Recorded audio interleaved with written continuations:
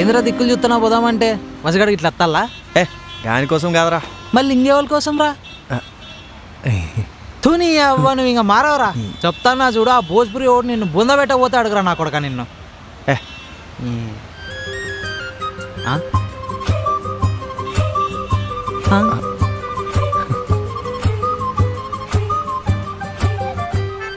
అరే ఆగరా అత్త. రే రే రే రే పోరా.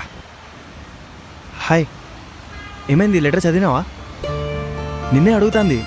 అరే మాట్లాడుతుంటే సపోర్ట్ చేయకుండా పోతాను. అరే ఏదో ఒకటి మాట్లాడు కదా.